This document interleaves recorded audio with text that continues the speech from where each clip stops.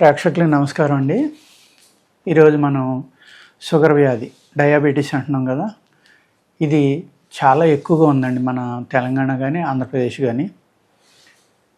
Percentage పెరిగిపోతూ వెళ్తుందన్నమాట. అందుకు ఇందులో 2 టైప్స్ ఉంటాయండి. ఒకటి టైప్ 1 అంటారు, టైప్ 2 అంటారు. పుట్టుకతోటి వచ్చేది, అలాగే చాలా చిన్నతనంలో వచ్చేది కొంచెం ఇబ్బంది పెడుతుందండి. వాళ్ళు వచ్చిన కాడి నుంచి కూడా ఇన్సులిన్ స్టార్ట్ చేయడం అనేది జరుగుతూ ఉంటుంది. ఈ ఇన్సులిన్ లేకుండా చేయాలి అంటే కొంత వ్యాయామం, అలాగే కొన్ని జాగ్రత్తలు, ఉదయం ఏం తీసుకోవాలి, డైటు, ఇవన్నీ తీసుకుంటే కనుక ఇన్సులిన్ నుంచి మనం బయటికి రావడానికి చాలా అవకాశం ఉందండి. షుగర్ అనేది ఓన్లీ ప్యాంక్రియాస్ కాకుండా లివర్ పాడవడం వల్ల కూడా, లివర్ సరిగ్గా వర్క్ చేయకపోవడం వల్ల కూడా షుగర్ రావడానికి అవకాశం ఉందండి.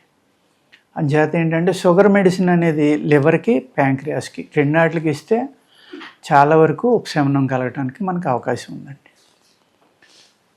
ఇక్కడ మన ఫుడ్ హ్యాబిట్స్ అనేది మోస్ట్ ఇంపార్టెంట్ అన్నమాట. బాడీ డీటాక్స్ చేసుకోవడం అనేది కూడా ఇంపార్టెంట్ అండి. ఇక్కడ ఎప్పుడైతే మన శరీర శుద్ధి అంటే డీటాక్స్ చేసుకోవడం మానేసామో, పూర్వకాలం ఎలా ఉండేదంటే మనకి ఆముదం అనేది ఇచ్చేవారు కదండి, సీజన్ మారినప్పుడల్లా ఇచ్చేవారు. ఇచ్చినప్పుడు ఏమైంది, మనకి మన ప్రేగుల్లో ఉన్న కల్మషం అంతా, ఏదైతే విష పదార్థాలు పేగులకు అంటుకుపోయి స్కేలింగ్ కింద ఏర్పడిందో ఒక పొర కింద, ఆ పొర అంతా కరిగి బయటికి వెళ్ళిపోవడం వల్ల ఈ విష పదార్థాలు, శరీరంలో ఉన్న విషాలు, టాక్సిన్స్ అంటాం మనం, ఆ విష పదార్థాలు తగ్గిపోవడం వల్ల ఏమైందంటే లివర్ హెల్తీగా ఉండేది, ప్యాంక్రియాస్ హెల్తీగా ఉండేది. ఎప్పుడైతే ఈ విష పదార్థాలు అనేవి శరీరంలో పెరిగిపోయినాయో అప్పుడు ఆటోమేటిక్గా మీకు లివర్లో పెరిగిన విష పదార్థాలు లివర్లోకి వెళ్ళినాయి అనుకోండి, అవి ఏం చేస్తాయి, బయటికి రాకుండా మిగిలిపోయినాయి. ఈ ప్యాంక్రియాస్ లివర్ పక్కనే ఉంటుంది కాబట్టి దీంట్లో కూడా ఈ విష పదార్థాలు చేరడం వల్ల టాక్సిన్స్ అనేది ప్యాంక్రియాస్ గట్టిపడిపోవడం వల్ల ఏమవుతుందండి, మనకి ఇన్సులిన్ రిలీజ్ చేయడం అనేది పర్ఫెక్ట్గా లేక ఈ షుగర్ వ్యాధి అనేది మనకి స్టార్ట్ అవుతుందండి. అందుకేం చేయాలి అంటే, ఈ షుగర్ వ్యాధిలో ఎక్కువగా రైస్ మానేమని, గోధుమలు తినమని ఇలా చెప్తూ ఉంటారు.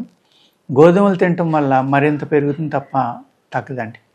ఫైబర్ ఫుడ్డే, డెఫినెట్గా గోధుమలు ఫైబర్ ఫుడ్ బాగానే ఉంటుంది. కానీ అదే ఫైబర్ బ్రౌన్ రైస్ తింటే గోధుమల కన్నా చక్కగా పనిచేస్తుందండి.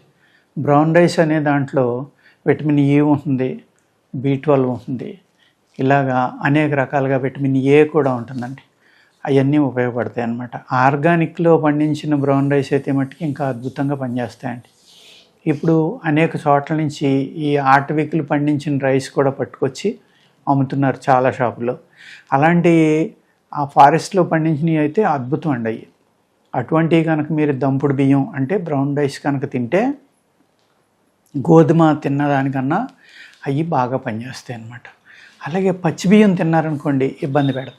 నిలవున్న బియ్యం అంటే 6 నెలలు దాటిన తర్వాత ఉన్నాయి కనుక మీరు తీసుకుంటే తప్పనిసరిగా మీకు ఉపశమనం కలగడానికి చాలా చక్కని అవకాశాలు ఉన్నాయన్నమాట. రైస్ తగ్గించి మీరు శనగలు, పచ్చి శనగలు తీసుకోండి, అవి 1 వంతు తీసుకోండి, బార్లీ 2 వంతులు తీసుకోండి. ఈ 2 శనగపప్పు, పచ్చి శనగపప్పు అన్నమాట. పచ్చి శనగలు తొక్క తీసిన అయినా పర్వాలేదు, పచ్చి శనగపప్పు అయినా పర్లేదు, తొక్కలేంది. ఈ 2 కలుపుకుని చూర్ణం చేసుకుని అందులో కొంచెం మిరియాల పొడి, వాము లాంటిది, కావలసినంత ఉప్పు వేసుకుని ఆ పౌడర్ తోటి మీరు రొట్టి కానీ లేకపోతే ఒక దోశలాగా కానీ చేసుకుని నెయ్యితోటే వేసుకోవాలి. అవి 2 కూడా నెయ్యితోటే కాల్చుకోవాలి, నెయ్యితోటే వండుకోవాలి. చేసుకుని ఓన్లీ ఆకుకూరతోటే తినాలి. ఆ విధంగా తిని మీరు ఒక 1/2 లీటర్ మజ్జిగ తాగితే కనుక ఈ 2 రకాల, నేను ఏదైతే ఆహారంలో నియమం చెప్పాను, ఇప్పుడు ఏది తినాలో చెప్పా, కాకరకాయ జ్యూస్ ఎప్పుడు వాడుకోవాలో చెప్పా, ఇది మీరు ఫాలో అయితే చాలా వరకు మీకు షుగర్ నుంచి ఉపశమనం కలగడానికి అవకాశం ఉందండి. అంచేత ఫుడ్ ఫాలో అవ్వండి, ఆ విధంగా వాడుకోండి. మా దగ్గర అనేక రకాల మందులు కూడా ఉంటాయి, అవి కూడా కావాలంటే వాడుకోవచ్చండి. మెయిన్ మీరు వ్యాయామం చేయడం, ఆ గడ్డి మీద కాకర రసం తాగి నడవడం, తర్వాత నేను ఇప్పుడు చెప్పిన ఫుడ్ హ్యాబిట్, ఈ రకంగా మీరు కంటిన్యూ చేస్తే కనుక చక్కగా మీకు ఉపశమనం కలిగి, ఒకవేళ పూర్తిగా షుగర్ తగ్గకపోయినా కూడా ఆ షుగర్ అనే దానివల్ల వచ్చే సైడ్ ఎఫెక్ట్లు అంటే మజిల్లో సెల్స్ చనిపోయి మజిల్ వీక్ అవడం, ఫ్రోజన్ షోల్డర్స్ రావడం, మోకాళ్ళ నొప్పులు, కాళ్ళ నొప్పులు, ఎముకల నొప్పులు, ఇవన్నీ కూడా షుగర్ వల్ల కూడా వస్తాయండి. అవి అన్నిటి నుంచి బయటపడటానికి అవకాశం ఉంటుందండి. అర్థమైంది కదండి. నమస్కారం.